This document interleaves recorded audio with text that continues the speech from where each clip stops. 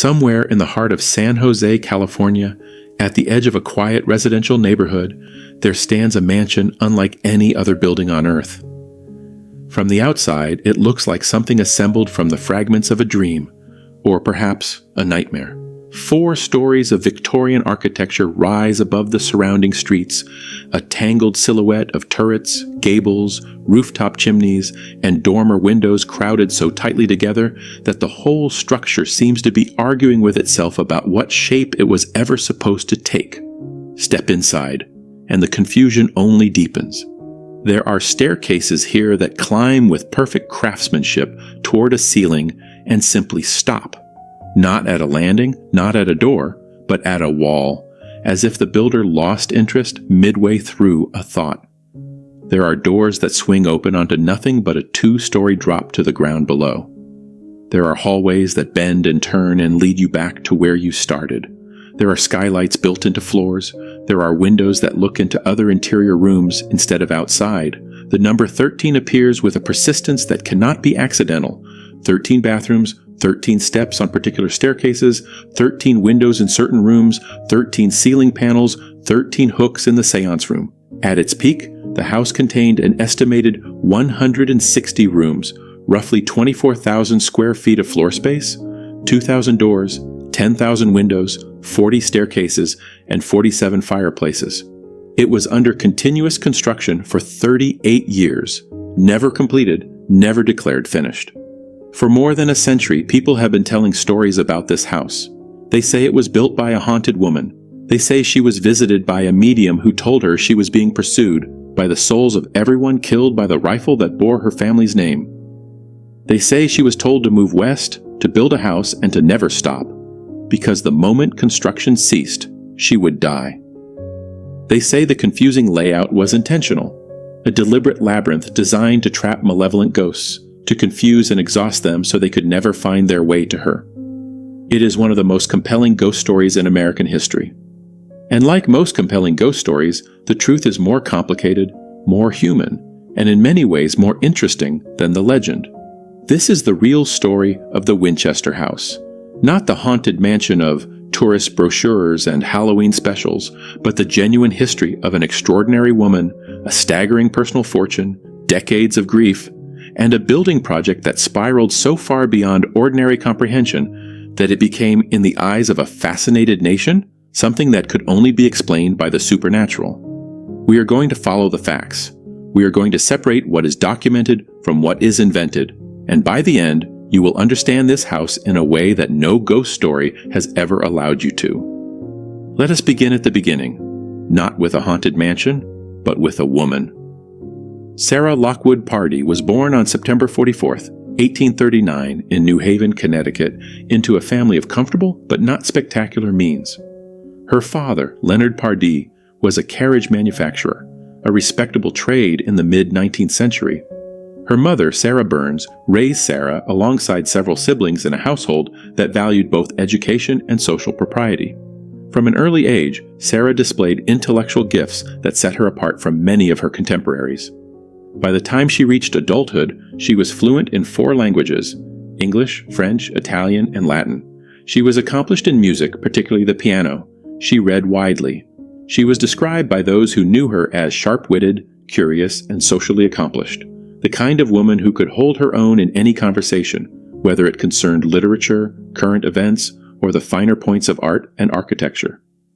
In 1862, when Sarah was 23 years old, she married William Wirt Winchester.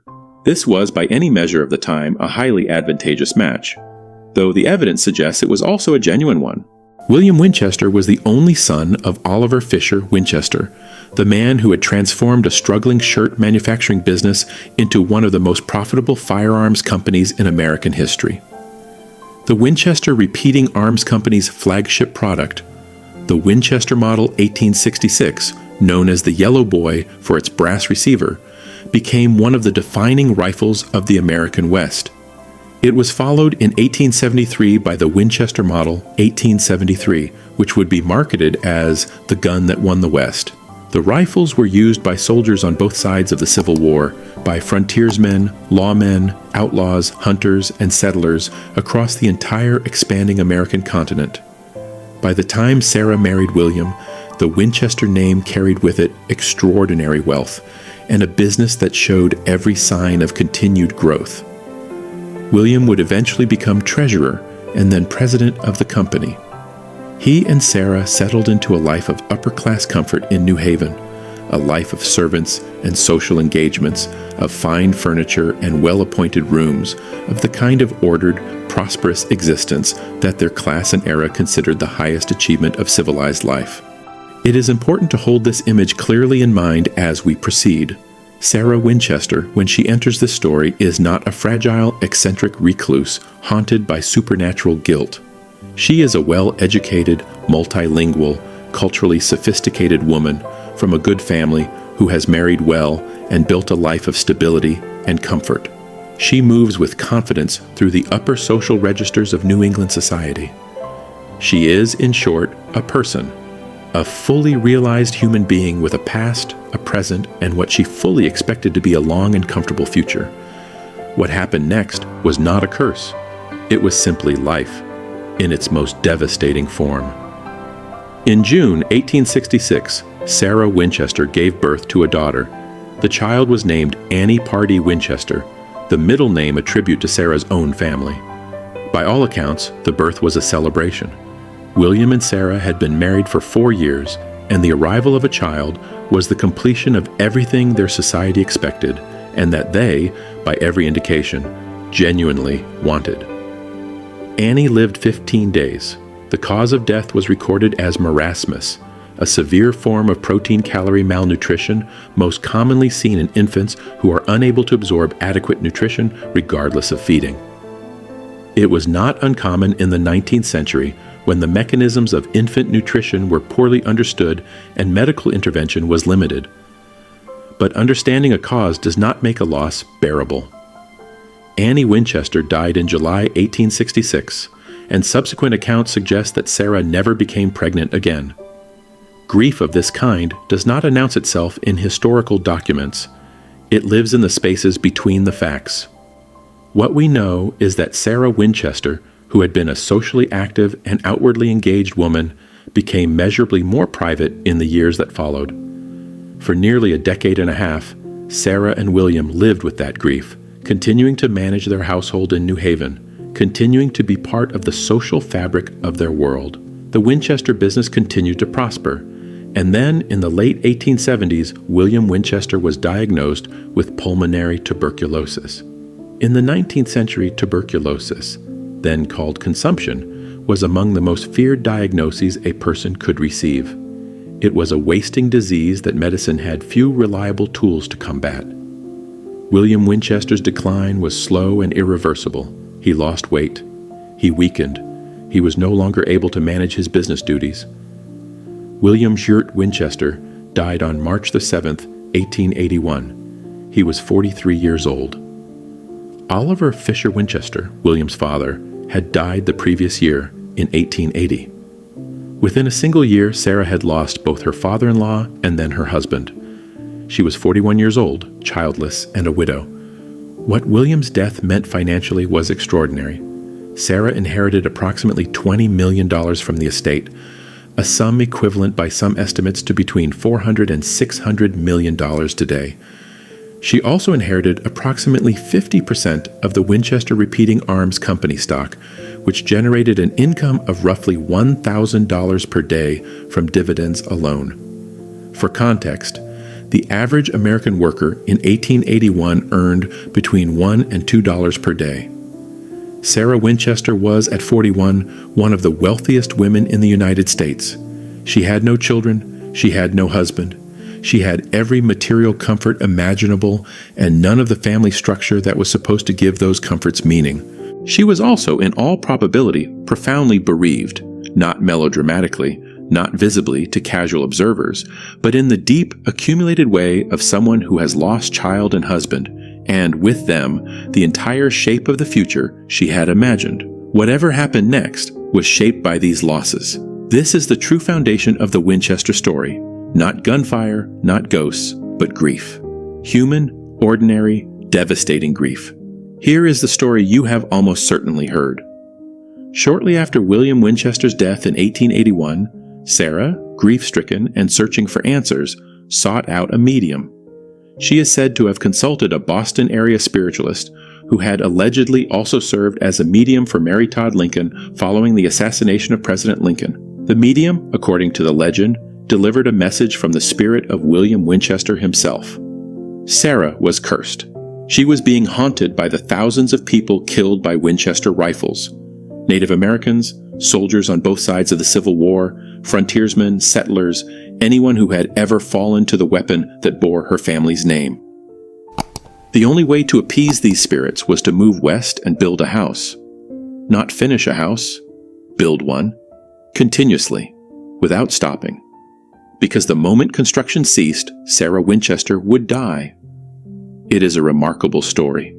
It is exactly the kind of story that defines American Gothic mythology: wealth and guilt, death and the frontier, a woman at the mercy of forces she cannot control, architecture as both curse and prayer. There is one significant problem with it. There is no verified historical evidence that it happened. The medium described in the legend does not appear in any documented historical record from the period.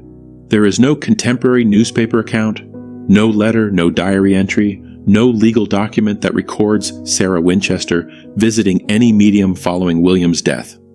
The story in its most dramatic form, with the specific details about the curse, the rifle victims, and the instruction to build forever, appears to originate not in Sarah Winchester's lifetime, but in materials produced decades later, largely after the house had become a tourist attraction. The earliest written sources that mention the haunting story date primarily to sensationalized newspaper accounts from the early 20th century, none of them sourced to anything Sarah Winchester herself said or wrote. And Sarah Winchester, as far as the historical record shows, never gave a public interview. She avoided journalists with apparent determination. She never wrote a memoir. She left behind no authenticated diary. She wrote private letters, but none that survive contain anything about mediums or spirits or a supernatural instruction to build. What we do know is that spiritualism, the belief that the living could communicate with the dead through mediums and seances, was extraordinarily popular in 19th century America. It was not a fringe belief. It was practiced openly in parlors across the country by people of all social classes and educational backgrounds. Following the Civil War, which had produced death on an industrial scale and left hundreds of thousands of families without closure, spiritualism grew enormously. By the 1880s, millions of Americans identified as practitioners. Sarah Winchester was almost certainly familiar with spiritualism, and there is circumstantial evidence she was interested in it. The design of the Winchester house incorporates features associated with spiritualist symbolism, including the ubiquitous number 13, which held particular significance in certain strains of the movement. But belief in spiritualism is a very different thing from receiving a supernatural instruction to build a house forever to avoid death. The medium story is almost certainly mythology. It emerged gradually, accumulated detail with each retelling, and eventually became the accepted explanation for the house's unusual characteristics. It is compelling precisely because it provides a simple, dramatic answer to what is genuinely a complex and ambiguous situation. The truth requires more patience, but it is worth the effort. In 1884, 3 years after William's death, Sarah Winchester left New Haven and traveled to California. She was 44 years old, a widow of immense wealth, and by all accounts in search of something the Connecticut house could no longer provide. California in the 1880s was a place of reinvention. It was still comparatively young as an American state, still expanding, still full of people who had come from somewhere else looking for something different.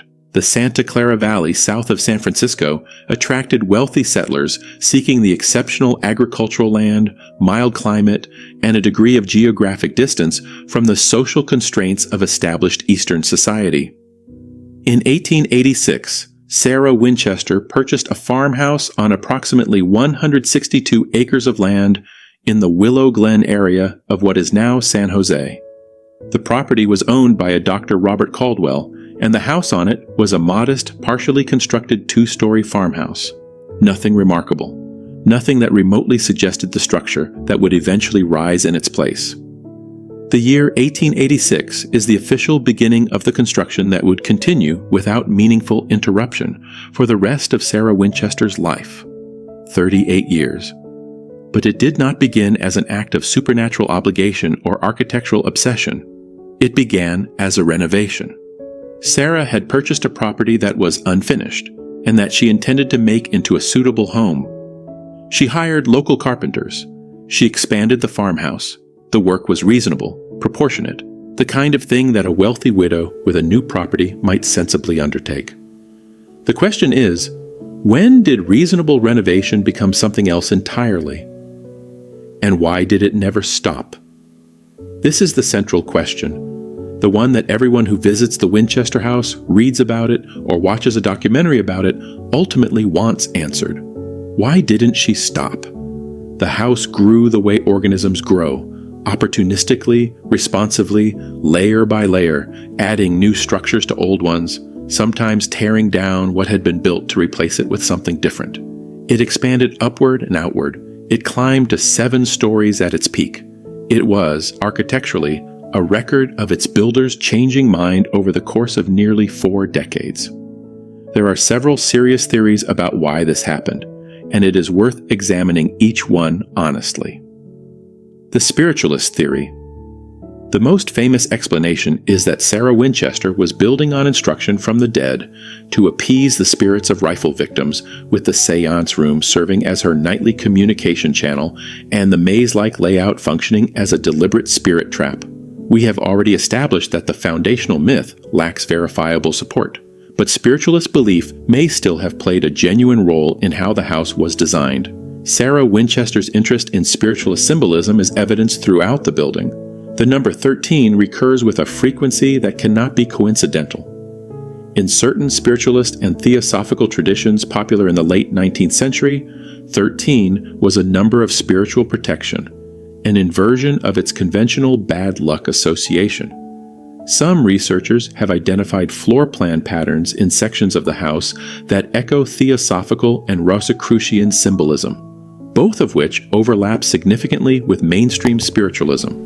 The spiderweb windows, appearing in multiple locations, carry significance in both arts and crafts design vocabulary and in various occult traditions of the period. None of this proves supernatural architectural instruction. What it establishes is that Sarah Winchester's personal belief system incorporated symbolic and ritual dimensions, and that she built those dimensions deliberately into her home.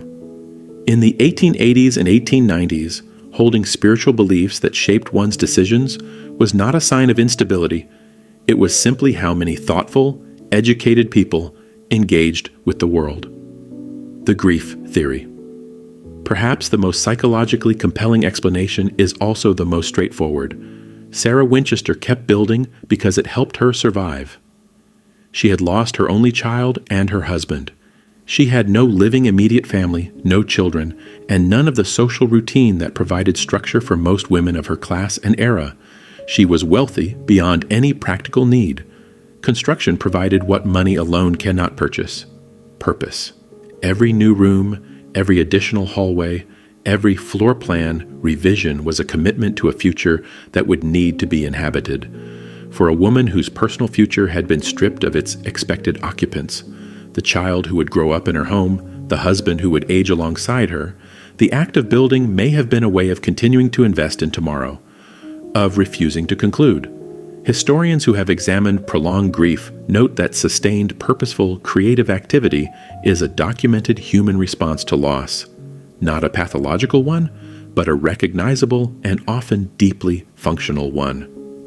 The work of building is inherently forward-looking. There is significant evidence that Sarah Winchester was not merely a passive employer of builders. She was, by multiple accounts from workers who served the property, actively and personally involved in the design of the house. She is documented to have drawn her own sketches of planned additions. She is said to have appeared on construction sites each morning with new plans and modifications, sometimes overriding decisions made the previous day. She experimented with materials, layouts, and construction techniques with the enthusiasm of someone genuinely interested in the process itself rather than merely the result. Some of the innovations incorporated in the Winchester house were genuinely ahead of their time. The house featured forced air heating when such systems were not yet standard in private residences. It had sophisticated indoor plumbing. The art glass windows, many attributed to Tiffany Studios, represent significant investment in decorative craftsmanship. Sarah reportedly rejected multiple shipments of Tiffany glass that did not meet her standards. The house's so-called impossible features are more plausibly the result of continuous reconstruction around sections being demolished and replaced than of any supernatural design intent. A staircase that originally led to an upper floor became a staircase to nowhere when the 1906 earthquake destroyed that floor. A door that opened to a balcony became a door to open air when the balcony was removed. The house was never designed as a whole. It was built in layers over decades, and its internal contradictions are the natural record of that process. The employment theory. A final theory, rarely discussed in popular accounts but historically significant, concerns the economic relationship between Sarah Winchester and the San Jose community. Sarah maintained a workforce numbering in the dozens throughout the construction years. Carpenters, craftsmen, and laborers employed consistently, year after year. She paid above prevailing wages. She fed her workers on the property. She provided stable employment across what were, for many families, multiple generations of service. In the San Jose of the late 19th century, this was a meaningful contribution to the local economy. Whether the ongoing construction was motivated in part by a desire to sustain that employment cannot be answered from the documented record.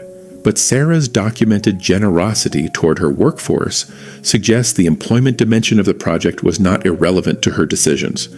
What all four theories share is this: they are rooted in the observable facts of Sarah Winchester's life. None of them requires a medium, a curse, or a communication from the dead. All of them require only that we take seriously the full complexity of a human being who was wealthy, grieving, intellectually curious, personally generous, and alive in a world that offered her an extraordinary range of possibilities. To understand the Winchester house, you have to walk through it. And walking through it means accepting from the very first step that your instincts about how buildings work are going to be consistently violated. The house, at its peak before the 1906 earthquake, reached 7 stories. After earthquake damage and subsequent reconstruction, it settled at 4 stories. The current structure contains approximately 160 rooms, 40 staircases, 2,000 doors, 10,000 windows, 47 fireplaces, and 3 elevators. The exterior presents an immediate visual paradox.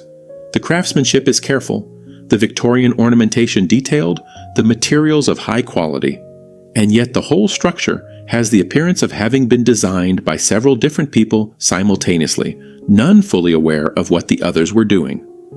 Towers rise and are interrupted by other towers.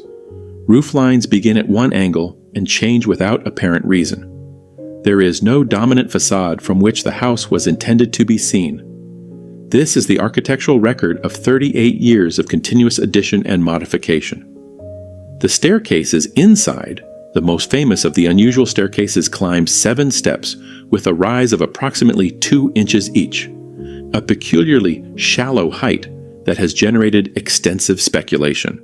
The most historically plausible explanation is also the least dramatic. Sarah Winchester suffered from rheumatoid arthritis in her later years, a condition that would have made climbing stairs of normal height genuinely painful. The low-riser staircases scattered throughout the mansion are consistent with design accommodations for someone managing chronic joint disease. Another staircase makes multiple turns, climbing through 4 distinct flights to arrive at a ceiling. The ceiling of a room below which the staircase was constructed after the floor above it was sealed following earthquake damage. The staircase was not built to nowhere. It was built to somewhere that no longer exists. The doors. The house contains an estimated 2,000 doors. Many are exactly what they appear to be: functional passages between rooms, storage spaces, hallway entries. But a significant number open to walls, to drops, or to spaces too small to serve any practical purpose. One of the most photographed opens on an upper floor directly to the exterior of the house, not to a balcony or a fire escape, but to open air, with a 2-story drop below. In the tourist narrative, this is invariably a spirit trap, or a window to the ghost world. The more prosaic explanation is that it was once a door to a balcony or attached structure that was removed during one of the decades of rebuilding, leaving the door in place without its destination. This kind of architectural orphan is a common consequence of long-term continuous construction. The art glass. The windows are among the most beautiful elements of the house. Sarah Winchester invested substantially in art glass, and the results are extraordinary. The spiderweb windows, which appear in several locations, represent some of the finest decorative glasswork of the period. These windows are documented to have been a significant personal priority for Sarah, who rejected multiple shipments of glass that did not meet her standards. The spiderweb motif appears in both the arts and crafts design vocabulary fashionable in California at the time, and in various spiritualist and occult symbolic traditions. Whether the motif was chosen for aesthetic reasons, symbolic reasons, or both is not resolvable from the surviving record. What is clear is that Sarah chose it deliberately and consistently. The Grand Ballroom. The Grand Ballroom represents perhaps the most audacious single decision of the entire construction project. It was built without nails. The curved wooden supports and ceiling panels were fitted together using joinery techniques that required extraordinary craftsmanship, but used no metal fasteners whatsoever. The cost of the ballroom reportedly exceeded $9,000. In the 1890s, when that sum would have built an entirely adequate middle-class home from the ground up. Throughout the house, the level of craft is uneven, but often remarkable. Parquet flooring in various rooms uses multiple species of hardwood in geometric patterns. Built-in cabinetry demonstrates professional joinery quality. The house was also among the first private residences in the San Jose area to be equipped with electric lighting. Sarah had it installed when most homes still relied on gas, a decision that reflects both her wealth and her interest in contemporary technology. The number 13. The number 13 deserves sustained attention. It appears in the windows, the steps, the ceiling panels, the hooks, the palms lining the driveway. In certain rooms, wallpaper patterns repeat exactly 13 times before beginning again. Decorative tile sequences incorporate 13 elements. The frequency is too consistent to be coincidental. In standard Western superstition, 13 is unlucky. But in certain spiritualist and theosophical traditions popular in the late 19th century, 13 was understood as a number of spiritual protection, an inversion of its conventional meaning. If Sarah Winchester subscribed to this interpretation, her repeated use of the number throughout the house represents a conscious, ongoing act of symbolic protection incorporated into her daily environment. Not the action of a woman driven to madness, but the deliberate practice of someone whose belief system included symbolic architecture. The Seance Room. The Seance Room, officially called the Blue Room, has several unusual features. No closets, a door that was originally accessible only from the exterior, a second door immediately beyond the first, and acoustic properties subtly different from adjacent rooms. Whether these features were specifically designed for spiritualist practice or represent a confluence of design decisions made for other reasons cannot be definitively established from the surviving evidence. Both explanations are historically plausible. What is clear walking through the Winchester house is that its strangeness falls into two distinct categories. The first, features that are the result of continuous, unsystematic construction. Things that appear strange because they are the layered product of changing plans, demolished structures, and spaces that lost their purpose when the building grew around them. The second, features that appear to have been intentionally designed with symbolic significance. The 13 motifs, the spiderweb windows, the unusual arrangement of the seance room. Both categories are real and documentable. Neither requires the supernatural to explain. On April 18, 1906, at 5:12 in the morning, one of the most powerful earthquakes in the recorded history of North America struck the San Francisco Bay Area along the San Andreas Fault, Estimated at a magnitude between 7.9 and 8.25, the earthquake was felt across the entire California coast. The fires that followed burned for 3 days. More than 3,000 people died. The city of San Francisco was devastated. San Jose, approximately 50 miles south of San Francisco, experienced severe shaking. Buildings throughout the city were damaged or destroyed. The Winchester House, which at the time had already reached 7 stories and covered an enormous footprint, was particularly vulnerable to the seismic forces involved. Sarah Winchester was asleep in the house when the earthquake struck. She was 66 years old. The collapse of portions of the structure trapped her in a bedroom area following the initial shaking, and it reportedly took some time before workers could reach her and assist her out of the building. She was physically unharmed. The damage to the house was substantial. The upper floors, the 7th, 6th, and 5th stories, collapsed or were so severely compromised that they had to be demolished. The house, which had risen to 7 stories before the earthquake, was reduced permanently to 4. The front 30 rooms, including an ornate Queen Anne tower that had formed a dramatic part of the facade, were condemned and sealed rather than repaired. This is perhaps the single most important fact for understanding the Winchester House's most famous peculiarities. After the earthquake, Sarah Winchester ordered the damaged sections sealed. Workers bricked up doorways to the condemned portions. New walls were constructed where open spaces had been. The result was that the existing layout of the surviving portions was now intersected by dead ends, sealed passages, and truncated hallways that had not existed before. Staircases that had led to upper floors now led to nothing, not because they were designed that way, but because the floors they served no longer existed. Rooms that had connected to other spaces through the destroyed sections now terminated abruptly, their connecting doors opening onto bare walls or sealed passages. Many of the features most commonly cited as evidence of supernatural design, the staircases that climb to ceilings, the doors that open to walls, the passages that end without reason, can be directly and plausibly explained by the 1906 earthquake damage and the modifications that followed it. Some versions of the Winchester legend interpret the sealed rooms as a spiritual act. Sarah supposedly believed the earthquake had been sent by angry spirits and sealed the damaged sections to trap them inside. This interpretation is colorful and entirely undocumented.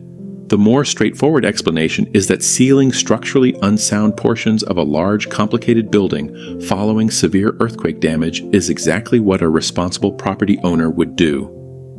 Sarah Winchester was 66 years old when the earthquake struck. The scale of reconstruction required to restore the mansion to its pre-earthquake condition would have been enormous. The decision to seal the damaged sections rather than demolish and rebuild entirely may have been, above all else, practical.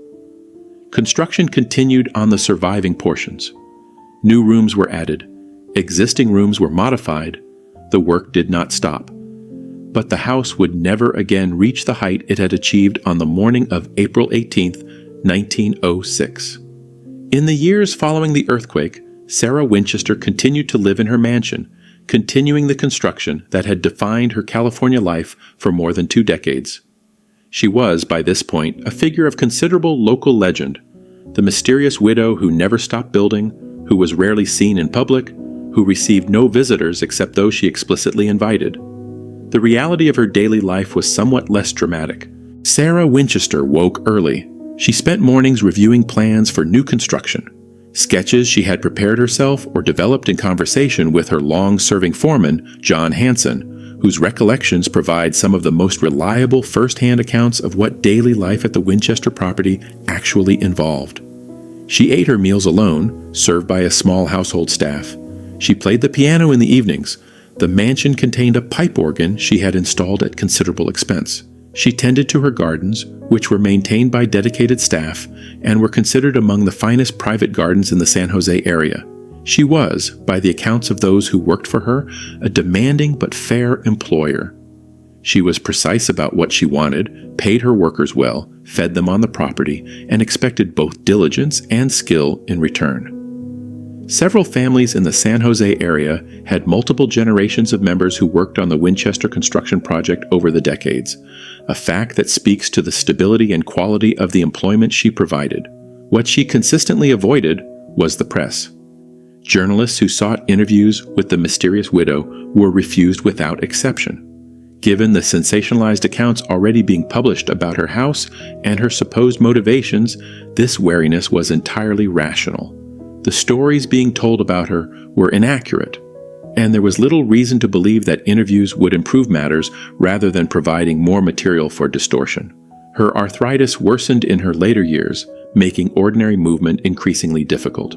The low-riser staircases throughout the mansion, those peculiarly shallow steps that visitors find so odd, are consistent with design accommodations for a woman whose joints made normal stair heights genuinely painful. The building may, in her final years, have been continuously adapted to accommodate the physical realities of aging. In September 1922, at the age of 82, Sarah Winchester suffered heart failure while staying in her houseboat retreat. She was brought back to the Winchester property, and it was there, in the house she had been building for 38 years, that she died in her sleep on September 5, 1922. There is a story, repeated so often it has acquired the force of historical fact, that at the moment of Sarah's death, the construction workers put down their tools mid-task, leaving nails half-hammered and boards half-sawn in a tableau of sudden cessation. The implication is that the workers knew instinctively that the construction would not continue. The more prosaic reality is that the workers received news of their employer's death, and subsequently received formal notice that their employment had ended. Either way, the construction of the Winchester House stopped on September 5, 1922, for the first time in 38 years. The building was unfinished. It had always been unfinished. That, in a sense, was the point. Sarah Winchester died without biological heirs. Her will left her personal possessions and the majority of her wealth to her niece, Marion Isabel Merriman, the daughter of her sister Estelle Pardee. Marion had been close to her aunt throughout her life, and was one of the few people Sarah regularly received at the mansion in her later years. The contents of the house were auctioned off. The auction took 6 weeks to complete. Some accounts suggest the volume of objects was so large that the auctioneers were still discovering new storage spaces and uninventoried rooms well into the process, a detail that speaks to the scale of a life lived inside a continuously expanding structure. After the contents were removed, the property was leased to a local investor named John Brown, who recognized that the house, even stripped of its furnishings, retained an irresistible attraction for the curious public. He opened it to visitors in 1923, less than a year after Sarah Winchester's death. The response was immediate and enthusiastic. Americans in the 1920s were primed for exactly this kind of attraction. The legends about the building had been growing for years, fed by sensationalized newspaper stories. The house, with its staircases to nowhere and its doors to walls and its 13 everything, confirmed every expectation perfectly. The narrative told to these early visitors was, from the beginning, the supernatural one. The medium, the curse, the spirit traps. These were the stories that tour guides offered, because these were the stories that people had come to hear confirmed.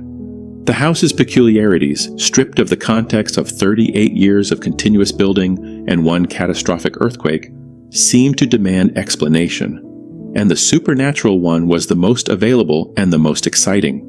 The effect was self-reinforcing. Each generation of visitors arrived having heard the ghost story. Each generation of guides retold it. Each retelling added detail and authority. The medium story became more specific, more elaborate, and more credible seeming with each decade, not because new evidence had been found to support it, but because repetition creates its own authority. The property changed hands several times in subsequent decades. In 1974, the Winchester Mystery House, as it had come to be officially known, was designated a California Historical Landmark. In 1981, it was added to the National Register of Historic Places. Today, the Winchester Mystery House is one of the most visited private historic homes in the United States. It appears consistently on lists of the most haunted places in America. It is a fixture of Halloween culture with special night tours each October and regular ghost hunting events throughout the year. Tour guides have, in recent years, become more careful about distinguishing verified history from popular legend.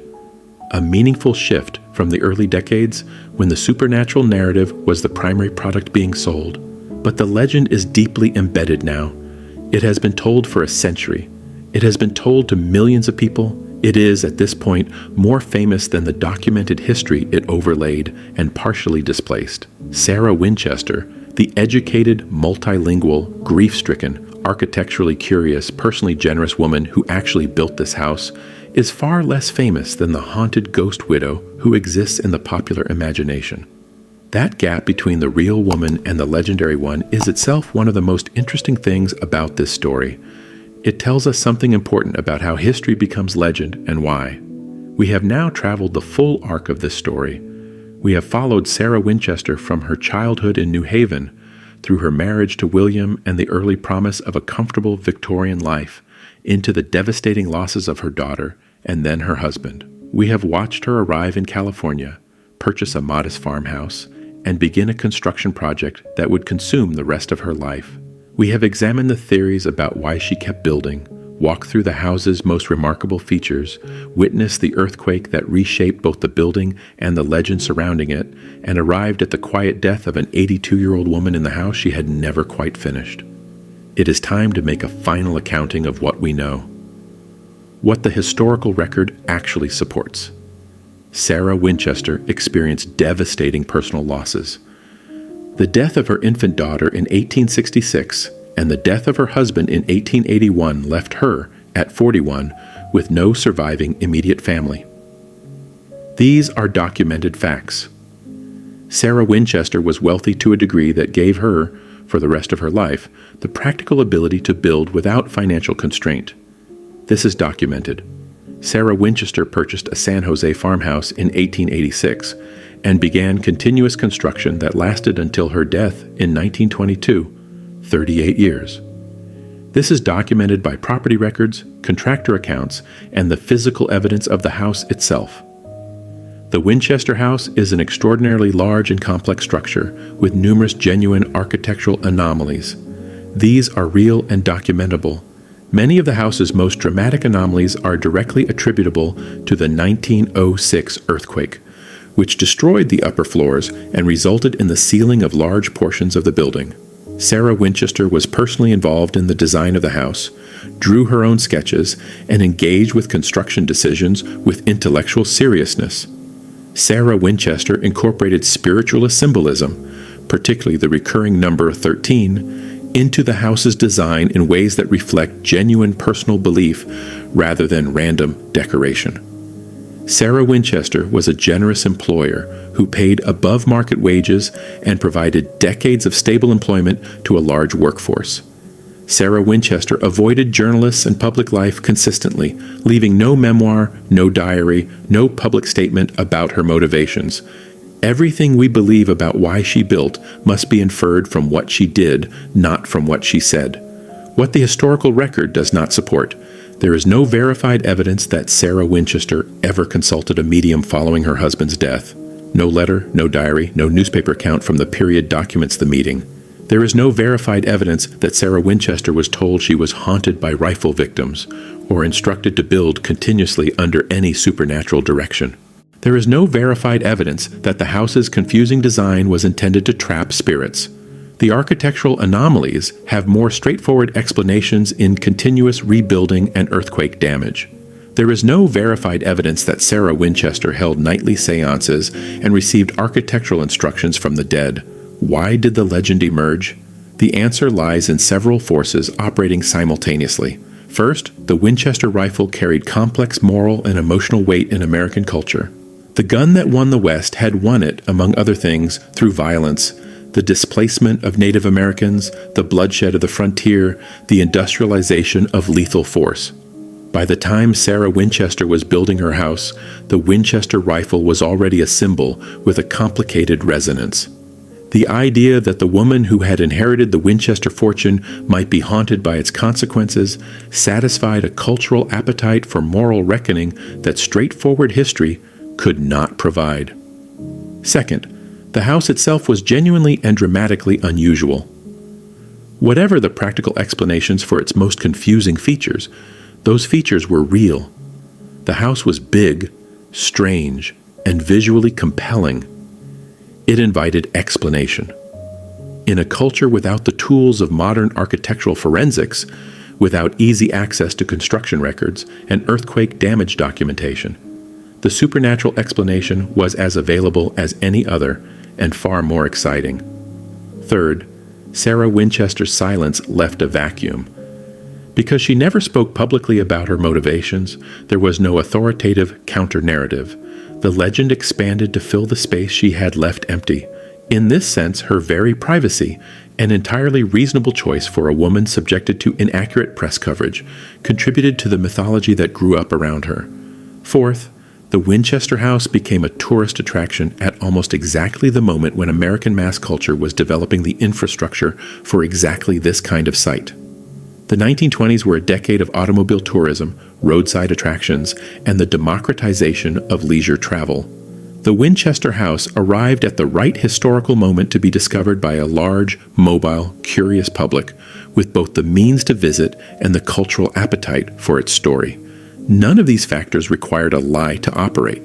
The legend grew from genuine mysteries, genuine ambiguities, and a genuine gap in the historical record. It grew because human beings are story-making creatures, and because a confusing house demands a story. The final reflection. Here is what the Winchester House actually is beneath the legend.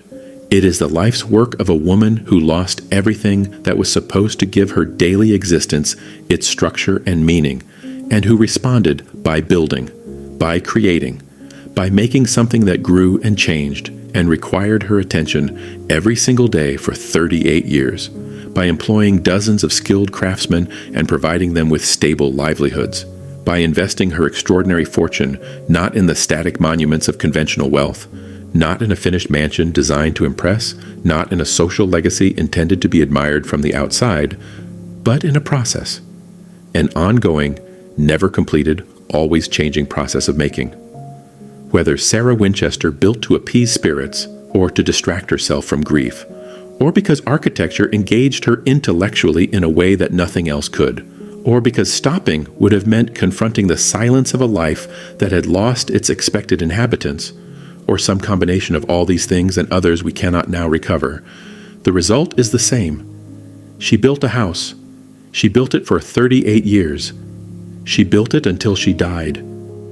And the house is still there, 4 stories, approximately 160 rooms, 40 staircases, 2,000 doors, 10,000 windows, 47 fireplaces, art glass of extraordinary quality, a ballroom built without nails, a seance room whose true purpose we still cannot determine with certainty, staircases that end at walls, doors that open to drops, and 13 everywhere, in the windows and the steps and the panels and the palms along the driveway.